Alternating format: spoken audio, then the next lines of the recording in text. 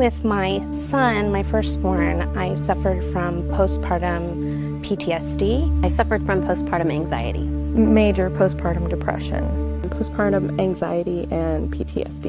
And with my daughter, I suffered from postpartum depression and anxiety. I will always struggle from some form of postpartum depression and postpartum OCD. I didn't feel like myself anymore, and I was sad all the time. It isn't normal, but it is common. Postpartum mood disorders like depression, anxiety, and OCD affect an average of 15% or more of new mothers. The first time you are asked about feelings of depression and anxiety isn't until your 6-week checkup after delivery, and for many women, the symptoms start much sooner. Tonight, you are going to hear from two moms with very different births. One, a perfectly healthy child, the other, a medically complex baby. And both mothers are sharing their experiences battling postpartum depression.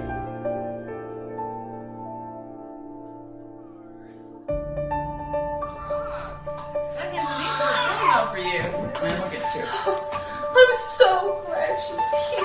Me too. It's a defining moment in a mother's life, the birth of her child. Oh, you're pretty, huh? You're all messy. And this new baby, named Winnie, was Jessica DeVos's third daughter. Good job. That was so hard. This is one of the first pictures that I took with her. But right away, Jessica says she knew something felt wrong. Everything was normal, but I felt that I wasn't. What did you feel? I felt a disconnect between me and her because I had had these two other children, which I think is helpful because I knew what it felt like to be immediately bonded, and I didn't feel that with Winnie. I didn't feel love for her. I tried. Winnie was like a stranger. I knew something was off. I didn't say anything because I thought, first of all, maybe I'm just tired. Jessica did the things she knew she was supposed to do, all while remaining silent about her feelings to family, her husband. I knew that I had postpartum. Like, I knew immediately in the hospital that this was happening. And it was depressing. It was very sad because I wanted to love her. I tried. And all I felt for this beautiful baby was obligation. That was the beginning and ending of my feelings. Then there was the moment where she felt her absolute lowest. I had this thought that I could take her to the hospital and drop her off, and that would be better for her because she could feel that I didn't love her. She was maybe 3 months old. Hi, little honey.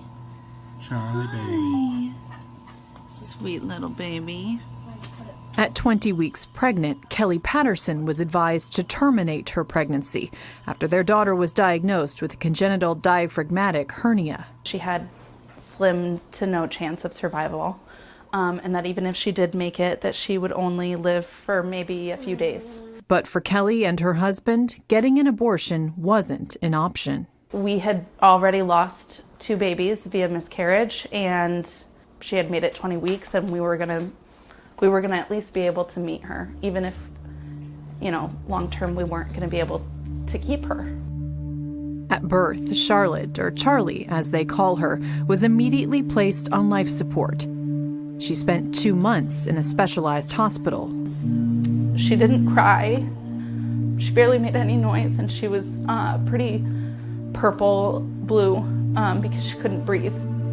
Those first months, Kelly says, it was all about Charlie's survival. And I just got to see her briefly when they walked by. They stopped for a second. I grabbed her hand, and that was it. And then I had to wait, several hours to recover before they let me go upstairs to see her. For months, Charlie's little body fought. Good girl. Getting stronger. Until she could finally come home. It wasn't until Charlie turned 1 that Kelly realized she was now suffering from postpartum depression and PTSD. I completely isolated myself from everybody, and it took me a very long time to realize what I was doing It's hard to admit that you can feel so depressed after having a child that you're lucky is there to begin with. Then this past December, Kelly says she hit rock bottom with constant suicidal ideations. I did fantasize about it. I did think about how I would do it and what it would mean for my kids. And I honestly thought it was the best solution. And I left the house one day, it was the middle of the day, and it was too much. And I drove to the park and I called my best friend, thank God. And I finally said it out loud to somebody for the first time. And that was kind of the turning point for me, where I could see just long enough and clear enough to know that I needed to get to a doctor and I needed to see a therapist and I needed to really start investing in myself so that I could be there for her. How do you feel today? I mean, I have good days and bad days. Ta-da! Each day, she says, brings progress thanks to medication and therapy. There she is. She's a little tiny one. For Jessica, she says depression stole the first year of her daughter's life. And I felt cheated. I felt robbed, yeah. She also tried antidepressants, but it was faith and time, she says, that eventually saved her. It was about a year before I could look back and say, wow, that was really hard. I'm so glad that's over. These mothers now sharing their stories, hoping it helps another mom who is struggling. It was a very hard experience, for sure.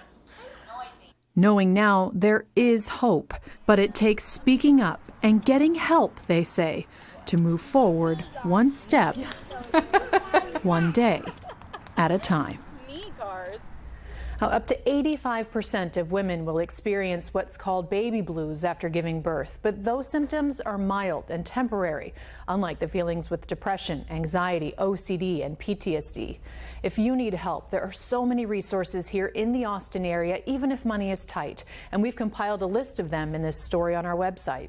We've also shared dozens of other women's experiences so you can read them and understand that we need to break the stigma of mental illness, especially for new mothers. For KVUE News, I'm Kris Betts.